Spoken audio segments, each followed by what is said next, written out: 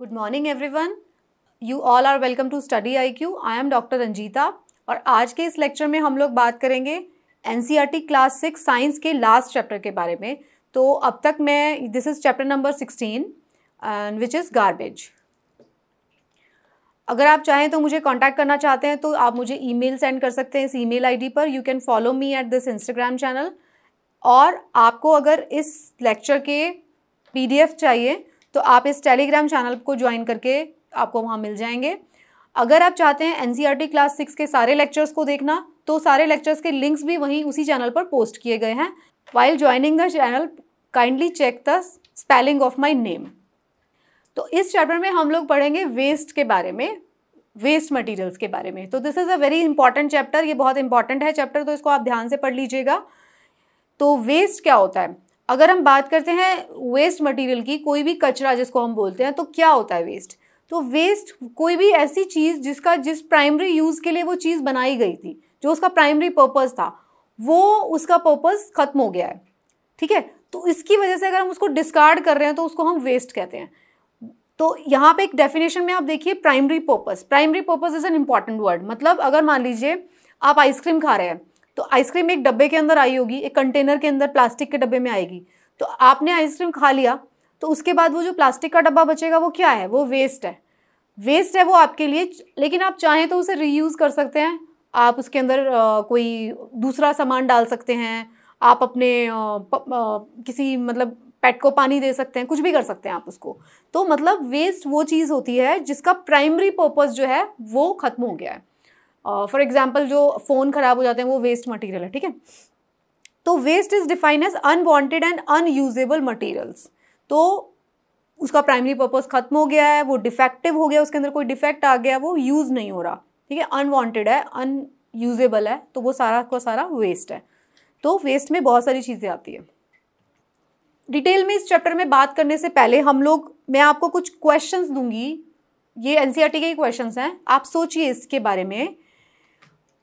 क्या अगर हम जो हमारे चारों तरफ अगर कचरा हम जो है उसको हटाएं ना, तो क्या होगा? अगर जो कचरा हम इकट्ठा करते हैं, कचरा जो हम जनरेट करते हैं रोज़ रोज़, उसको अगर हम ऐसे ही पड़ा रहने दें, उसको हटाएं ना, तो क्या होगा? अगर आपको क्या लगता है, क्या वो कचरा हमारे लिए हार्मफुल होगा? अगर ये जो सफाई कर्मचारी हमारे पास आते हैं, जो हमारे घर से कचरा उठा के लेके जाते हैं, तो वो उसका क्या करते हैं? कहाँ जाता है ये कचरा? अगर ये जो इज़ इट पॉसिबल कि ये सारा का सारा जो कचरा है इसको हम किसी इस तरीके के मटेरियल में चेंज कर दें कि हमारे लिए हार्मफुल ना हो? Can we contribute anything towards it? मतलब अगर हम इस गार्बेज के बारे में बात कर रहे हैं तो ये सारे क्वेश्चंस आपके दिमाग में आने चाहिए कि इस कचरे को जब उठा के लेके जाया जाता है तो इसका क्या होता है? क्या इसका कोई यूजफुल यूज़ होता है? क्या इसको ऐसे डंप कर देता है? क्या ये हमारे लिए हार्मफुल भी हो सकता है? अगर हार्मफुल हो सकता है तो क्या होता है इसका? कैसे कोई ट्रीटमेंट करके इसको रखा जाता है? किस तरीके से हम करते हैं? तो ये सारे सवालों के जवाब हम इस चैप्टर में ढूंढेंगे। तो गार्बेज जो होता है is mainly consider as solid waste. Generally हम गार्बेज को सॉलिड वेस्ट के नाम से जानते हैं, जो जनरल टर्म में। वेस्ट कई तरीके का हो सकता है ना। गार्बेज जिसको हम कहते हैं, कचरा जिसको कहते हैं, वो सॉलिड वेस्ट होता है। हम सॉलिड वेस्ट को कचरा कहते हैं। तो कहाँ कहाँ से आता है वो कचरा? वो आ सकता है डोमेस्टिक वेस्ट हो सकता है, वो म्यूनिसिपल वेस्ट हो सकता है, वो इंडस्ट्रियल वेस्ट हो सकता है, स्कूल ऑफिस से निकलने वाला वेस्ट हो सकता है। तो सोर्स क्या होगा वेस्ट के? कहाँ कहाँ से कचरा जनरेट होता है? वो कमर्शियल हो सकता है, वो इंडस्ट्रियल हो सकता है, डोमेस्टिक हो सकता है और एग्रीकल्चर हो सकता है। इतने तरीके से जो है वो गार्बेज जनरेट होता है। ओके, तो अगर हम इंडस्ट्रियल वेस्ट की बात करते हैं तो इंडस्ट्रियल वेस्ट क्या होता है? तो ये उस तरीके का वेस्ट है जो फैक्ट्रीज से, इंडस्ट्रीज से निकल रहा है। और ये वाला वेस्ट जो फैक्ट्रीज और इंडस्ट्रीज से निकलता है, इसको जनरली कहाँ पे डंप किया जाता है? इसको रिवर्स के अंदर डंप किया जाता है। रिवर्स के अंदर, सीज के अंदर। आप ये देख सकते हैं, देखिए एक फैक्ट्री का आउटलेट है। इतने सारे फैक्ट्रीज के जो आउटलेट हैं वो कहाँ खुलते हैं? वो खुलते हैं रिवर्स में, वो खुलते हैं ओशंस में, उसमें डाल दिया जाता है। आप सोचिए, ये जो चैप्टर है ये आपको थॉट प्रोवोकिंग चैप्टर है। ये आप सोच के देखिए, क्या वो उस वेस्ट का क्या होता है जो नदी में चला जाता है? उसमें से बहुत सारा हार्मफुल वेस्ट भी होता है। तो वो जो नदी में चला जाता है वो तो वहाँ के जो एनिमल्स जो अंदर रहते हैं, फिशेस रहते हैं, जो वहाँ की वेजिटेशन है, जो अंदर लगे हुए हैं पेड़ पौधे, उनके लिए तो बहुत खतरनाक हो सकता है। इंडस्ट्री से देखिए इस तरीके का वेस्ट निकलता है, तो नदी में भी गिरते हैं और इतना सारा वेस्ट भी जनरेट करती है। तो इंडस्ट्रीज़ काफ़ी सारा वेस्ट जनरेट करती है। Next is commercial waste. तो कमर्शियल वेस्ट क्या होता है, जैसे कि स्कूल में, ऑफिस में, जो आपके ऑफिस प्रेमाइसिस है वहाँ से वेस्ट जनरेट होता है। जिस किसी ऑफिस में भी आप काम कर रहे हैं, जिस स्कूल कॉलेज में आप जाते हैं, वहाँ से कितना सारा वेस्ट जनरेट होता है। किस तरीके का वेस्ट होता है वो देखिए, वो इलेक्ट्रॉनिक वेस्ट होगा, कीबोर्ड्स, कंप्यूटर का वो कुछ पार्ट्स होंगे, पेन्स खाली, पेपर, मतलब an number of things could be there. तो ये प्लास्टिक होगा, उसके अंदर पेपर होगा, है ना। ये सारी की सारी चीज़ें होंगी जो कहाँ से जनरेट हो रही हैं, वो कमर्शियल वेस्ट है, स्कूल, कॉलेजेस, ऑफिसेज, इन सब से जनरेट हो रही है। नेक्स्ट आता है फिर डोमेस्टिक वेस्ट। डोमेस्टिक वेस्ट में क्या होता है, डोमेस्टिक वेस्ट में सारी ऐसी चीज़ें जो कुकिंग करते थे हम, उसका वेस्ट है। कोई आपने क्लीनिंग कर रहे थे, उसका वेस्ट है। कोई घर के अंदर आप हाउस होल्ड आइटम्स खरीदते रहते हैं, उसके रैपर्स, ये सारे वेस्ट हो सकते हैं। तो उसमें कुछ भी हो सकता है, लीव्स हो सकती है, वेजिटेबल्स हो सकते हैं, एक्सक्रीटा हो सकता है ना, काफ़ी सारी चीज़ें हो सकती है। ये कंटेनर्स हैं खाली, फाइल्स, है ना। तो हाउस होल्ड वेस्ट की एक अलग टाइप का वेस्ट होता है ये, है ना। Next is agriculture waste. Agriculture waste में क्या क्या आता है, उसके अंदर बहुत तरीके की चीज़ें आएंगी। इसमें क्या होगा, कैटल वेस्ट, अगर उनके घर में कुछ जानवर है, पशु है, गाय भैंस टाइप, तो उनका वेस्ट मटेरियल होगा। वीड मतलब कोई खरपतवार, जो आपने जो मेन फसल लगाई, उस मेन फसल के बीच में कोई वीड्स हैं, मतलब वीड को बोलते हैं अनवांटेड जो खरपतवार होती है वो। हस्क, जो आपने वो फसल निकाली उसकी जो हस्क है वो सब, तो ये सारा एग्रीकल्चर वेस्ट होता है। अगर हमें वेस्ट को क्लासिफाई करना है, एक क्लासिफिकेशन, एक कैटेगरी तो हमने ये देखी कि इंडस्ट्रियल वेस्ट हो गया, कमर्शियल वेस्ट हो गया, हाउस होल्ड वेस्ट हो गया, एग्रीकल्चर वेस्ट हो गया।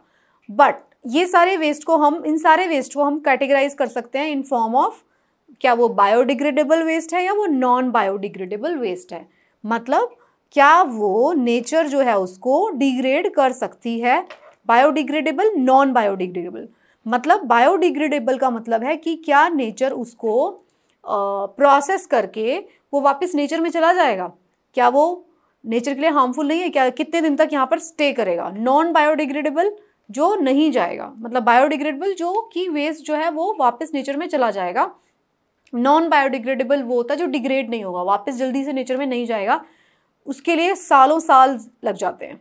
ओके, तो अब हम बात करते हैं बायोडिग्रेडेबल वेस्ट के बारे में। तो ये कौन सा वेस्ट होता है, these are the waste that come from our kitchen including food remains. देखो किचन से जो जनरली वेस्ट निकल रहे हैं, ऐसा नहीं उसकी कवरिंग्स नहीं होनी चाहिए, मतलब पैकेट वाले फूड की बात नहीं हो रही है, ये बात हो रही है नॉर्मल रॉ फूड की बात हो रही है जो कि गार्डन से आ रहा है। तो उसमें कैसा वेस्ट निकलेगा, उसकी किचन के आइटम का वेस्ट निकलेगा, सब्जियों के छिलके निकलेंगे, है ना, ये सब चीज़ें निकलेंगी, चाय पत्ती होगी ना। तो ये सारे वेस्ट को क्या कहते हैं, इसको मॉइस्ट वेस्ट कहते हैं, ये गीला कचरा है। बायोडिग्रेडेबल वेस्ट में क्या आता है, गीला कचरा, जो कि आजकल म्यूनिसिपल जो कॉर्पोरेशन है उसके ऊपर काफ़ी ध्यान देती है कि गीला कचरा अलग से डालिए, सूखा कचरा अलग से डालिए। तो गीले कचरे के अंदर क्या आता है, मेनली किचन के वेस्ट आता है। इससे हम क्या कर सकते हैं, इस जो किचन से जो वेस्ट निकलता है उसको अलग से क्यों इकट्ठा करना है, क्योंकि उस किचन के वेस्ट को अलग से यूज़ करके उसकी खाद बनाई जा सकती है, तो इसलिए उसको अलग से इकट्ठा करना चाहिए। ठीक है, बायोडिग्रेडेबल वेस्ट डीकम्पोज देमसेल्व्स, वो खुद से डीकम्पोज हो जाता है, खुद से खत्म होता है over a period of time depending on the material. जैसा जैसा जो मटीरियल होगा उसके ऊपर, जैसे कि मान लीजिए आप सब्जी के छिलके हैं, कोई फल है सड़ गया है, उसको आप फेंक देंगे तो वो धीरे धीरे क्या होगा, खुद ही डिग्रेड होना शुरू करेगा। मतलब खुद ही तो नहीं होता, अलग माइक्रो ऑर्गेनिज्म, फंगस, बैक्टीरिया उसके ऊपर काम करेंगे और वो उसको पूरा का पूरा डिग्रेड कर देंगे और वापस से मदर अर्थ को दे देंगे, तो वो हमारी मिट्टी में दोबारा से चला जाएगा। तो ये सारा आप देख सकते हैं, ये सब बायोडिग्रेडेबल वेस्ट है। ये देखिए इसके अंदर टिश्यू पेपर्स भी आते हैं, क्योंकि पेपर अल्टीमेटली बायोडिग्रेडेबल है ना। नेक्स्ट अगर हम बात करते हैं तो नॉन बायोडिग्रेडेबल वेस्ट की बात कर रहे हैं। तो नॉन बायोडिग्रेडेबल वेस्ट क्या है, जिसको डिग्रेड करने के लिए that do not decompose by themselves and hence are major pollutant, जो अपने आप से खत्म नहीं हो रहा। ठीक है, इसमें क्या क्या आता है, इसमें ब्रोकन ग्लास आता है, प्लास्टिक आता है, मेनली इसके अंदर प्लास्टिक्स आते हैं ना, प्लास्टिक, ग्लास, ये सारे बायोडिग्रेडेबल, नॉन बायोडिग्रेडेबल वेस्ट आते हैं जो अपने आप से ख़त्म नहीं होंगे। तो इनके लिए क्या करना होता है, ये जो होते हैं इनको ड्राई वेस्ट भी कहा जाता है। तो इनको क्या किया जाता है, इनको रिसाइकल किया जाता है, रीयूज़ किया जाता है, ताकि ये हमारे एनवायरनमेंट के लिए हार्म ना क्रिएट करें। फाइन, इनको रीयूज़ करते हैं। तो नॉन बायोडिग्रेडेबल वेस्ट को ड्राई वेस्ट भी कहा जाता है। अगर हम इन दोनों में डिफरेंसेस देखते हैं तो क्या होते हैं, देखो नॉन बायोडिग्रेडेबल जो वेस्ट होते हैं इनके अंदर ये अपने आप से अंडरगो बायोडिग्रेडेशन, मतलब खत्म हो जाते हैं नेचर के थ्रू, वो नेचर उनको खत्म कर देती है। नॉन बायोडिग्रेडेबल मटेरियल क्या होते हैं, that can not be degraded by biological means, मतलब बैक्टीरिया और फंगस उसके ऊपर अटैक करके उसको खत्म नहीं कर पाएंगे, बायोडिग्रेडेबल को खत्म कर देंगे। जैसे कोई सब्जी या कोई फल जो है वो सड़ना शुरू करता है तो उसके ऊपर बैक्टीरिया फंगस आके उसको खत्म कर देते हैं। बायोडिग्रेडेबल जो मटेरियल होते हैं वो जो होते हैं क्विकली बायोडिग्रेड कर देते हैं, मतलब कुछ दिनों के अंदर ही वो गायब हो जाएगा, है ना। नॉन बायोडिग्रेडेबल क्या होते हैं, देखो बहुत सारे ऐसे मटेरियल हैं जो नॉन बायोडिग्रेडेबल इनको कहते हैं, लेकिन उनको बहुत लंबा टाइम लगता है, जैसे कि आप एडवांस क्लासेस में आप पढ़ेंगे प्लास्टिक को ख़त्म होने के लिए कई हज़ार साल लगेंगे। ऐसे ही सर्फ जो होता है, जो डिटर्जेंट होता है, उसको ख़त्म होने के लिए कई हज़ार साल लगेंगे। वो पेनिट्रेट कर जाता है, नैनो पार्टिकल्स बन जाते हैं और वो हमारे सिस्टम के अंदर भी चले जाते हैं, ह्यूमंस के अंदर, फिशेज़ के अंदर। रेट ऑफ बायोडिग्रेडेशन इसका वेरी हाई होता है, इसका वेरी लो होता है, ठीक है। एग्जाम्पल आप इसके जानते ही हैं, पॉलीथीन, सिंथेटिक फाइबर होते हैं, इसमें क्या होगा, पेपर होगा, क्लोथ्स होंगे।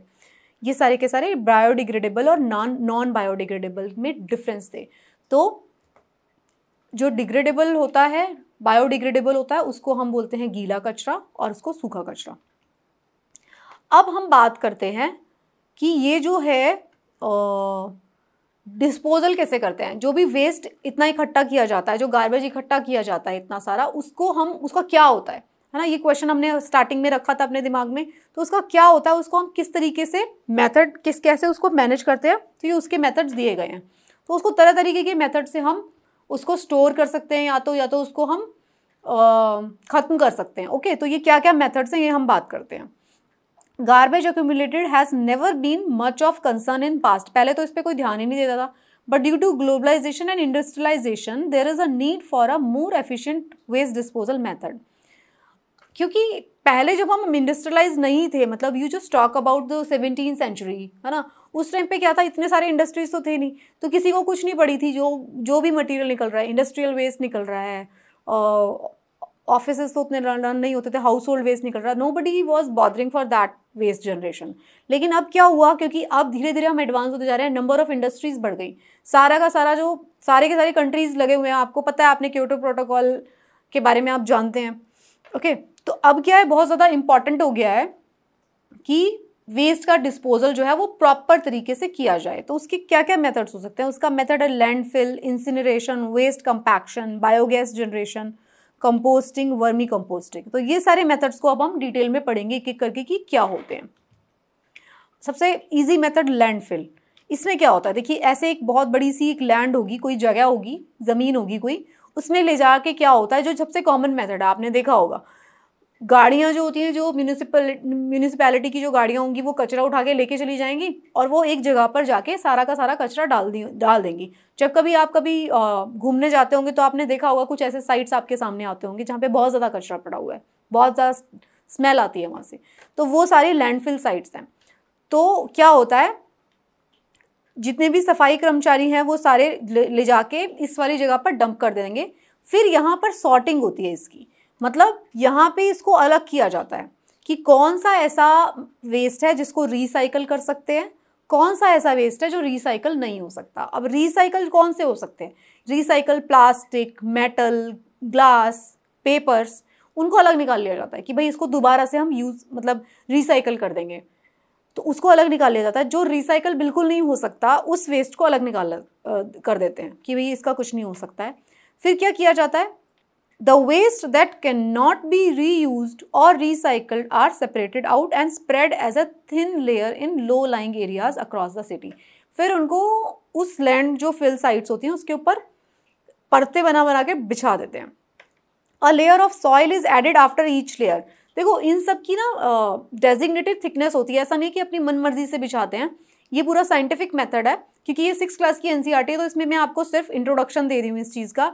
रेस्ट जैसे जैसे हम आगे बढ़ेंगे उसमें बताया जाएगा कि भाई अगर लैंडफिल को आपको प्रॉपर बनाना है तो उसमें दिया हुआ है इतने मीटर आपको गार्बेज डालना है, फिर उसके ऊपर इतना मीटर की आपको या सेंटीमीटर्स की आपको मिट्टी डालनी है, फिर उसके ऊपर फिर एक लेयर आएगी गार्बेज की, फिर उसके ऊपर एक मिट्टी आएगी, और वो उसमें क्या होगा, पहले सॉर्टिंग हुई होगी, मतलब उसमें से अलग कर लिया गया होगा कि कौन सा रीयूजेबल है, रीयूजेबल उसके अंदर नहीं जाएगा लैंडफिल्स में। ओके, तब जब एक लैंडफिल पूरी कंप्लीट हो जाती है, बन जाती है, तो a layer of soil is added for each layer of garbage. However once this process is complete the area is declared unfit for construction.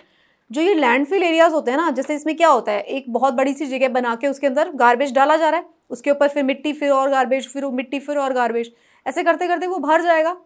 तो जब वो भर जाता है, जब वो पूरा भर जाता है, तो उसके बाद उसको डिक्लेयर कर दिया जाता है, वहाँ पे बोर्ड लगा दिया जाता है कि ये वाली जो साइट है इसके ऊपर कोई बिल्डिंग नहीं बन सकती। क्यों?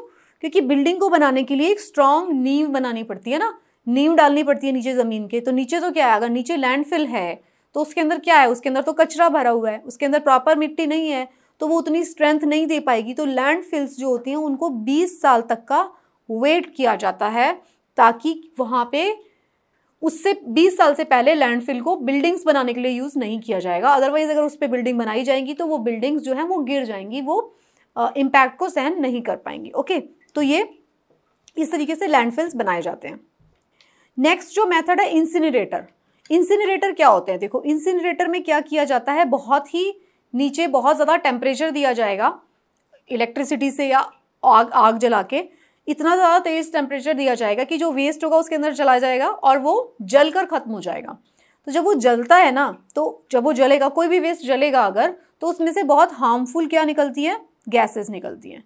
बहुत सारी हार्मफुल गैसेस जो निकलती हैं ना, गैसेस रिलीज होती हैं, वो बहुत हार्मफुल होती हैं, बहुत पॉइजनस होती हैं, तो वो गैसेस निकलती हैं। तो इंसिनरेटर जो है एक ऐसा तरीका है जिसके अंदर कंबशन, मतलब जला देते हैं गार्बेज को, और जला के क्या बचता है, जला के बचता है ऐश एंड वेस्ट गैस। दो चीज़ें बच जाएंगी, राख बचेगी और जलने की वजह से क्या होगा, धुआं निकलेगा। ओके, तो जो ये एग्जॉस्ट है, आप इसका स्ट्रक्चर देखिए, यहाँ पे बनाया गया। देखिए यहाँ से ये वाला जो है, इधर से ये वेस्ट इधर डलता है, और यहाँ पे ये इलेक्ट्रिक रॉड से क्या होता है, हीटिंग की जाती है, और उधर से क्या निकल जाती है, हार्मफुल गैसेज ऊपर जाती हैं। The exhaust gases from this process may be toxic, बहुत पॉइजनस हो सकती है, मैंने बताया। Hence it is treated before being release into the environment. जब भी इंसिनरेटर की जो गैसेस निकलती हैं उनको डायरेक्टली एटमॉस्फेयर में नहीं छोड़ा जाता, क्योंकि उसके अंदर बहुत सारी हार्मफुल गैसेस भी होती हैं। ठीक है, तो उन गैसेस को रिलीज करने से पहले पहले ट्रीट किया जाता है, उसको एक और चेंबर से गुजारा जाता है, ताकि उनके अंदर से जो टॉक्सिक सब्सटेंस है उसको अलग हटा दिया जाए, ताकि वो हमारे एटमॉस्फेयर में जो आसपास वाले लोग हैं, जहाँ पे भी इंसिनरेटर्स लगे होंगे, तो आसपास वाले लोगों के अंदर पॉइजनस गैस नहीं जानी चाहिए। तो उसको एक बार और ट्रीट किया जाता है टॉक्सिक गैसेस को भी। और इसमें आगे बताया गया, the process reduces the volume of waste by 90%। जब हम किसी कचरे को जलाते हैं तो उसको जलाने के बाद क्या बचता है, राख बचती है, लेकिन जो 90% जो होता है ना कचरा, वो जल जाता है, ओनली 10% बचता है। उसके बाद जो राख बचती है उसके भी जो हमारे साइंटिस्ट हैं वो उसके अलग अलग यूजेस निकाल रहे हैं कि भाई जो राख बचती है इंसिनरेटर के बाद उसको ईंटें बनाने में यूज़ किया जा सकता है, सड़कें बनाने में यूज़ किया जा सकता है। तो अलग अलग उसके तरीके भी आ रहे हैं। सो इंसिनरेटर का जो प्रोसेस होता है उसमें उसकी सबसे ख़ास बात ये है कि वो जो वेस्ट मटेरियल है उसके वॉल्यूम को रिड्यूस कर देता है।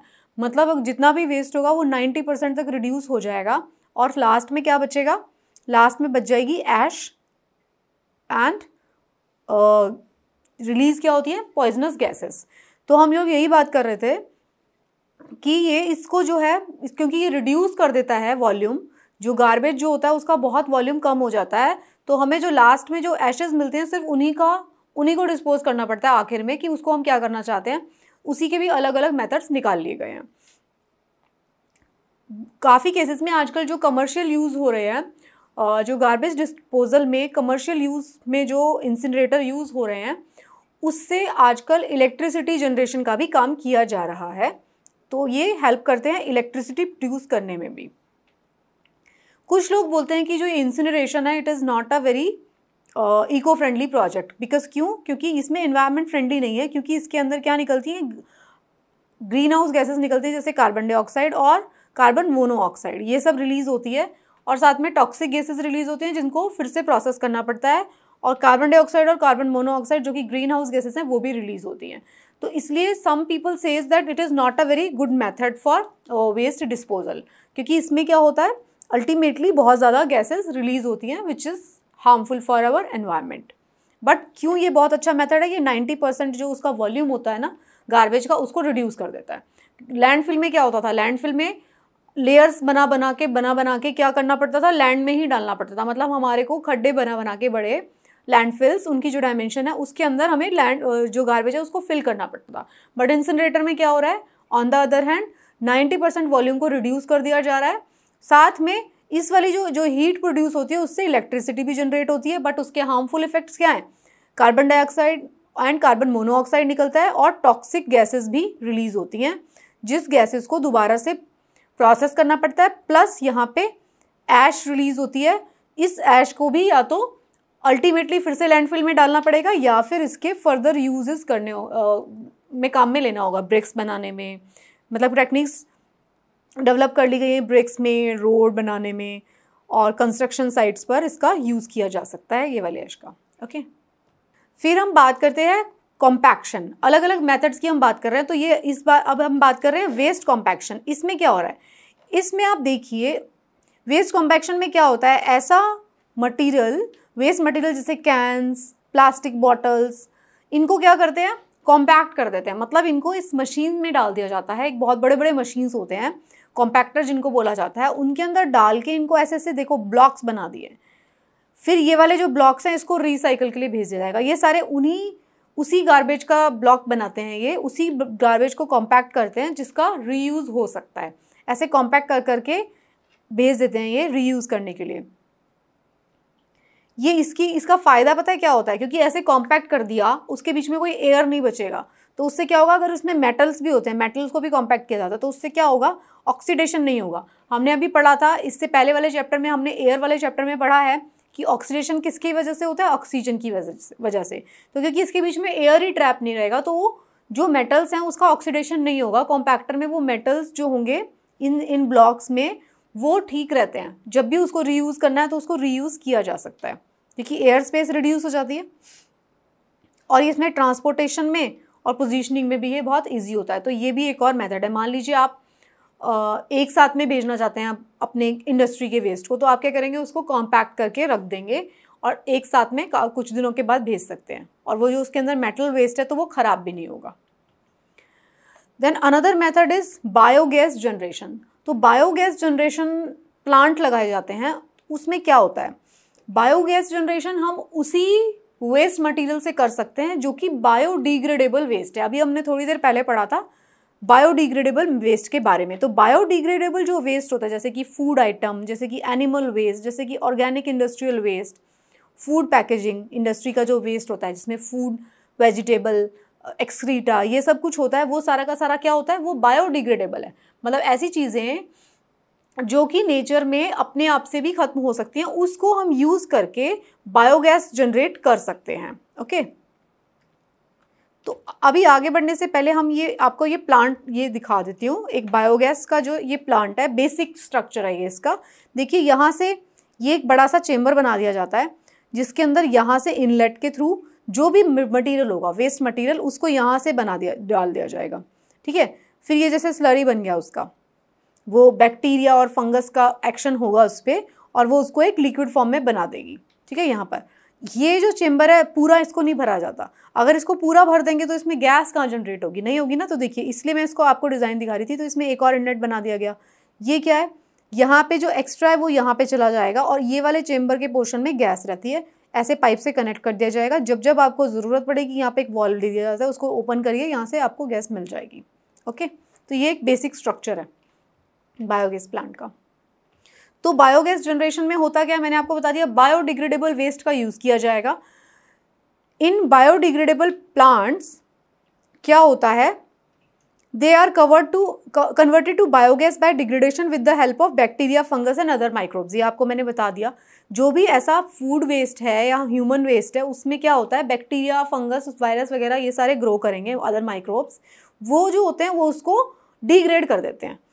तो जो ऑर्गेनिक मैटर है वो सर्व करता है food for these micro organism. ये जो देखो, ये सारे के सारे जो वेस्ट है ना, बायोडिग्रेडेबल वेस्ट, ये हमारे लिए वेस्ट है, लेकिन जो ये माइक्रो ऑर्गेनिजम्स होते हैं जो ये इनके लिए खाने का काम करते हैं, तो ये उसके ऊपर फीड करते हैं। The degradation happens anaerobically. देखो ये चीज़ आपको पता होनी चाहिए, एनारोबिक का मतलब है विदाउट ऑक्सीजन। अभी मैंने आपको इसका स्ट्रक्चर दिखाया था, इसको कवर कर दिया जाता है ताकि इसके अंदर एयर ना जाए। अब एयर नहीं जाएगी तो इसके अंदर एनारोबिक जो होगा, एनारोबिकली जो होगा डिग्रेडेशन होगा, मतलब without the help of oxygen. Bacterias, fungus वो सब काम करेंगे without the help of oxygen, तो वो एनारोबिक रहता है। Biogas is generated as a result of this process which is useful. जो बायोगैस जनरेट होती है उसको फ्यूल के तरह भी हम यूज़ कर सकते हैं, और जो बचता है रेजिड्यूज जो बच जाएंगे उसको खाद की तरह यूज़ कर सकते हैं। तो ये दो चीज़ें हमें प्रोवाइड करता है बायोगैस प्लांट। एक तो हमें गैस मिलती है इससे, दूसरा हमको यहाँ पे मैन्योर भी मिलता है। जो इसका वेस्ट बचता है, जो इसके अंदर हमने ये डाला है, जो इसका वेस्ट यहाँ पे बचता है, तो उसको खाद की तरह भी यूज़ किया जाता है, तो बहुत अच्छी खाद बनती है और यहाँ से गैस मिलती है। और साथ में वेस्ट जो मटेरियल होता है उसका डिस्पोजल भी हो जाता है, मतलब उसको कैसे ठिकाने लगाना है उसको ठिकाने भी लगा दिया जाता है, राइट। फिर एक मेथड आता है कंपोस्टिंग। अभी तक हमने जो मेथड पढ़ा वो था बायोगैस जनरेशन, जिसमें हमने क्या किया, सारे के सारे बायोडिग्रेडेबल मटेरियल को डाल दिया। एक और मेथड है जिसको बोला जाता है कंपोस्टिंग। उसमें क्या किया जाता है, इसमें होता है rotting. The rotting and the conversion of some material into manure is called composting. मतलब खाद बनाने का जो सड़ जाती हैं फल, सब्जियां, ऑर्गेनिक वेस्ट जो सब सड़ जाता है तो उससे खाद बन जाती है। तो ये जो प्रोसेस है इसको बोला जाता है कंपोस्टिंग। इसमें क्या होता है, ऑर्गेनिक मटेरियल्स जो होते हैं, जितने भी ऑर्गेनिक मटेरियल का मतलब क्या होगा, जिसमें carbon, hydrogen and oxygen atom होता है। मतलब इसका मतलब ये है कि प्लांट बेस्ड, वेजिटेबल, फ्रूट्स और ये सारे जो मटेरियल्स हैं उसको ऑर्गेनिक वेस्ट कहेंगे। Food scraps, yard waste etcetera make up one of the major organic waste we throw every day. तो इतना सारा जो कचरा निकलता है, आप ये समझ लीजिए, अगर कोई फूड प्रोसेसिंग इंडस्ट्री है तो उसके पास बहुत ज़्यादा कचरा निकलेगा। तो जो process of composting start with these organic waste, तो ये सारा ऑर्गेनिक वेस्ट को यूज़ करते हैं। इसको हम क्या करते हैं, इसको हम डाल देते हैं नीचे, और क्या करेंगे, उसके ऊपर मिट्टी डाल देंगे। जो कंपोस्टिंग के लिए क्या होगा, एक ऐसी साइट चुन ली जाएगी, वहाँ पे पूरा ऑर्गेनिक वेस्ट डाल दिया जाएगा, उस पर मिट्टी डाल दी जाएगी। फिर वहाँ पे क्या होगा, वो गलने लगेगा धीरे धीरे, बैक्टीरिया, फंगस की ग्रोथ होगी उसके अंदर, वो गलने लगेगा धीरे धीरे। उसका कुछ टाइम पीरियड होता है, उतने दिन के बाद टेम्परेचर होता है, ज़्यादा ठंडी जगह पे नहीं होती है कंपोस्टिंग, पर्टिकुलर एक टेम्परेचर पे ही होती है। धीरे कुछ टाइम के बाद जो होगा वो न्यूट्रिएंट रिच खाद बन जाएगी, क्योंकि उसके अंदर क्या है, उसके अंदर तो सारी फल सब्जियों का ऑर्गेनिक मटेरियल ही था, वही हमारे प्लांट्स को चाहिए होता है, तो वो बहुत अच्छी खाद का काम करता है। This process ensures that the nutrients are replenish in the soil. जब आप कंपोस्ट को डालते हैं तो उससे क्या होता है, जो भी न्यूट्रिएंट्स थे फलों में, सब्जियों में, ह्यूमन और किसी ऑर्गेनिक वेस्ट में, वो सारे के सारे दोबारा से मिट्टी के अंदर चले जाते हैं। मिट्टी को तो ये अच्छा बनाता ही है, एनरिच करता है, साथ में क्या करता है, composting also increases water retention in capacity.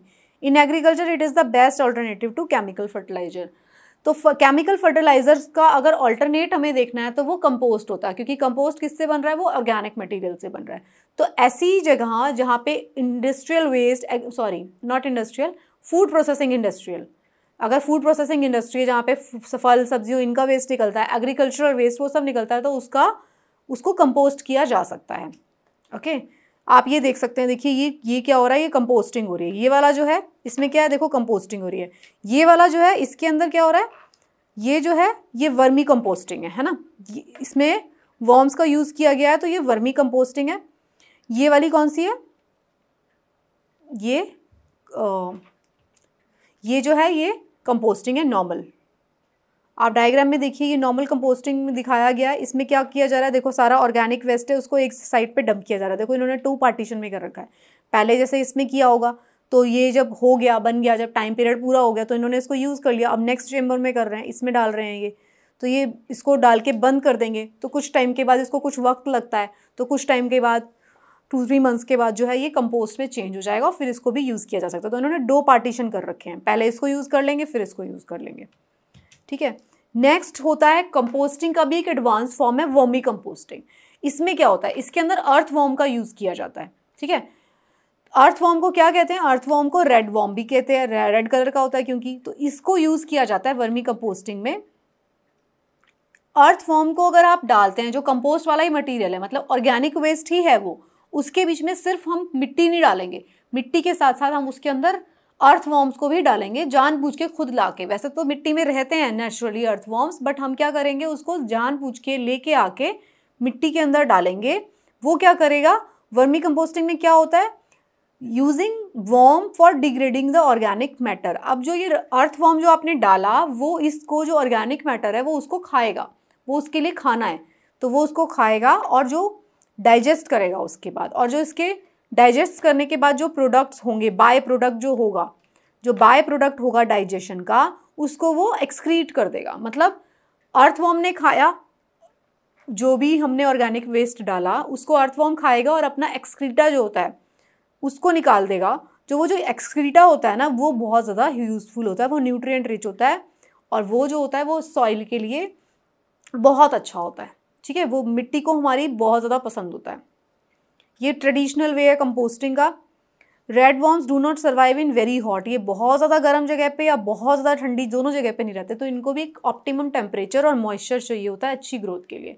तो जो वर्मी, जो ये वाली कंपोस्टिंग है, वर्मी कंपोस्टिंग, ये भी उसी जगह पर होती है जहाँ पर एक पर्टिकुलर, बहुत ज़्यादा गर्म भी नहीं होना चाहिए, पर्टिकुलर टेम्परेचर है और साथ में मॉइस्चर भी है, तभी वर्मी कंपोस्टिंग हो सकती है। डेजर्ट एरिया में नहीं हो पाएगी क्योंकि वहाँ मॉइस्चर नहीं होता, बहुत पहाड़ों पे नहीं हो पाएगी अच्छे से क्योंकि वहाँ पे ठंडी पड़ती है। ओके, अब देखिए इस वाले डायग्राम में, देखिए इसमें क्या दिखाया गया है, इसमें ऑर्गेनिक मैटर है लेकिन बीच में जाके इन्होंने अर्थवॉर्म को भी डाल दिया है, ताकि ये जो वॉर्म है ये फीड करेगा उस ऑर्गेनिक मैटर पे और उसको खाद में कन्वर्ट कर देगा।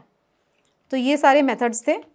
नेक्स्ट, ये तो हमने 6 मेथड्स अलग अलग पढ़ लिए हैं, किस तरीके से हम वेस्ट जो मटेरियल है उसको मैनेज कर सकते हैं, कैसे हम उसको डिस्पोज कर सकते हैं, ये उसके मेथड्स थे।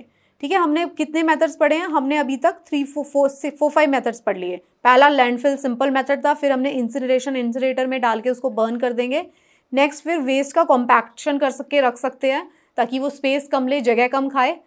बायोगैस जनरेट कर सकते हैं और वर्मी कंपोस्टिंग कर सकते हैं, और कंपोस्टिंग में भी वर्मी कंपोस्टिंग भी की जा सकती है। राइट, अब हम देखते हैं कि ये जो है एक अलग से मैंने टॉपिक यहाँ पे ऐड कर दिया है। अगर आप एनवायरनमेंट से रिलेटेड कोई टॉपिक पे अगर आप अपना आंसर लिखते हैं या बोलना चाहते हैं तो आप इसमें बता सकते हैं 3 मेथड होते हैं, रिड्यूस, रीयूज एंड रीसाइकिल।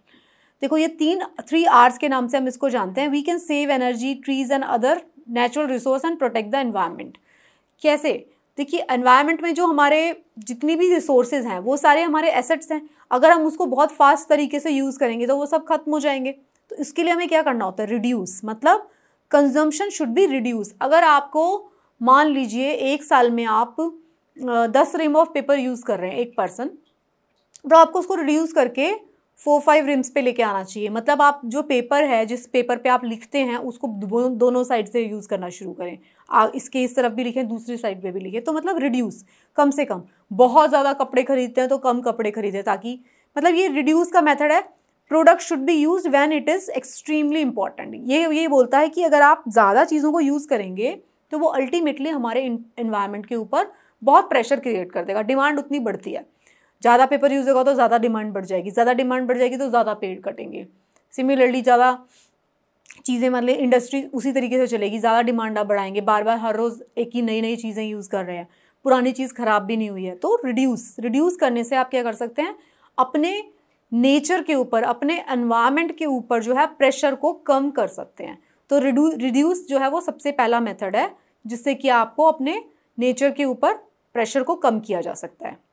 तो एनवायरनमेंट के ऊपर प्रेशर को कम करने के लिए reduce the use of materials. Second है रीयूज़। जो भी चीज़ें, जो भी ऑब्जेक्ट्स आप यूज़ करते हैं आप उसको रीयूज़ कर सकते हैं बार बार, ताकि उसकी उतनी ही आप डिमांड को कम करेंगे। तो उससे क्या होगा, जैसे कि ओल्ड न्यूज़पेपर्स, जैसे कि रीयूज़ के लिए जैसे ओल्ड न्यूज़पेपर्स, जो पुराने न्यूज़पेपर हैं आप उसको ऐसे ही ना फेंक के कबाड़े वाले को दे सकते हैं ताकि वो रीयूज़ हो जाए, दोबारा से उसके ऊपर न्यूज़पेपर का पेपर बन सके। ओके, रिसाइकल में क्या होता है, reusing the waste material that are discarded and reduces the wastage of product and pollution. देखिए, रिड्यूस, रीयूज़ एंड रिसाइकल, कम से कम चीज़ों को यूज़ करें, जो भी चीज़ें यूज़ कर रहे हैं उसको बार बार यूज़ करें, जो भी चीज़ें यूज़ कर रहे हैं उसको रिसाइकल करने की कोशिश करें। प्लास्टिक यूज़ कर रहे हैं तो उसको अलग से प्रॉपर तरीके से ड्राई वेस्ट को एक अलग पैलेट पॉलीथिन में डाल के ही डिस्कार्ड करें ताकि वो दोबारा से रीयूज़ के लिए जा सके। सेम पेपर्स जो हैं उसको भी अच्छे से डिस्कार्ड करें, कबाड़ी वाले को दें ताकि वो दोबारा से रीयूज़ हो सकें। सेम फॉर क्लोथ्स, तो ऐसी ऐसी चीज़ों को रीयूज़ भी किया जा सकता है। So this is reduce, reuse, recycle sign. तो अब हम बात करते हैं कि रिसाइकल कैसे कर सकते हैं गार्बेज को। तो क्या करते हैं हम, जो गार्बेज कलेक्शन के जो बिन्स होते हैं are carried out to different recycling plants where the waste are segregated into 2 different groups.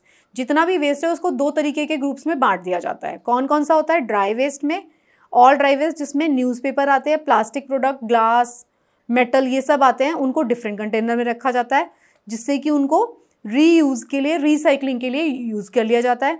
जैसे recycling paper, paper is derive from tree, तो पेपर अगर ट्रीज से आ रहा है तो पेपर को भी रिसाइकल करना है।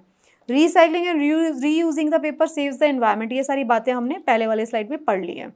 तो आप इधर देख सकते हैं ये सारे के सारी चीज़ों को रिसाइकिल किया जाता है। देखिए आप, ये कोल्ड ड्रिंक का कैन है तो आप उसके इसमें डाल दीजिए, वो ट्रक में चला जाएगा। डस्टबिन में डाला, फिर ट्रक में चला गया, फिर वो छोटे छोटे पीसेस में कट गया, फिर उसको फिर से किस में डाला गया। ये देखिए इस डायग्राम में आप देखिए, आपने कोल्ड ड्रिंक पिया, फिर आपने उसको डस्टबिन में फेंका, फिर ट्रक वाला कचरा उठा के लेके चला गया, फिर उसको कहाँ पे, छोटे छोटे टुकड़ों में काट दिया गया, कहाँ पे, इंडस्ट्रीज़ में ही। फिर उसको फर्नेस में डाला गया, भट्टी में, दोबारा से देखो इसी मेटल का कंटेनर बन गया, फिर से सुपरमार्केट में आ गया, फिर से आपको मिल गया। तो अगर आप उसको सही तरीके से डिस्पोज करेंगे तो वो रिसाइकल होता है। रिसाइकल देखिए यहाँ पे इस तरीके से छोटे छोटे पीसेस में काट दिया जाता है। ये सारे मेटल एक ही तरीके की चीज़ें होंगी। मेटल वाले टाइम पे मेटल को ही कट करा जाएगा, प्लास्टिक वाली जगह पे प्लास्टिक को ही कट किया जाएगा, फाइन, ताकि उसे रीयूज़ किया जा सके।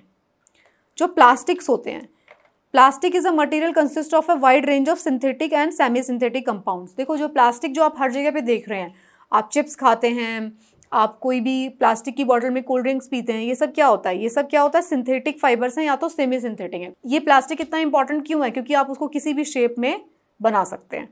Plastic can be recycled, reused and coloured, melted, rolled into sheets और made into wires. Okay, plastic is non biodegradable. देखो सबसे बड़ी इसकी प्रॉब्लम क्या है, ये नॉन बायोडिग्रेडेबल है and poses major health hazard for the animals including humans. तो इसलिए जो प्लास्टिक के पॉलीथिन्स है या कोई और चीज़ें भी प्लास्टिक की, उनको इसी तरीके से फेंकना नहीं चाहिए, पानी में, नदी में और मिट्टी में, पार्क में, इस तरीके से नहीं फेंकना चाहिए, उनको प्रॉपरली डिस्पोज करना चाहिए। क्यों? क्योंकि प्लास्टिक सिंथेटिक मटेरियल है मोस्टली, तो क्या हो जाता है, वो रिसाइकल होता है बार बार। अगर आप उसको सही तरीके से डिस्पोज करेंगे तो वो वापस से इंडस्ट्री में चला जाएगा, वापस से उसका दोबारा प्लास्टिक बन जाएगा। Okay, all kinds of plastic give out harmful gases upon heating and burning, these gases में कॉज हेल्थ प्रॉब्लम्स। तो प्लास्टिक को जो है जैसे कि इंसिनरेटर में डाल के सिर्फ नॉर्मल जलाना नहीं चाहिए, अगर आप उसको प्रॉपर तरीके से डिस्पोज करेंगे, this responsibility is lying on the consumer. जो चीज़ें, जो लोग उस चीज़ को यूज़ करते हैं ना, ये रिस्पॉन्सिबिलिटी उनके ऊपर आती है।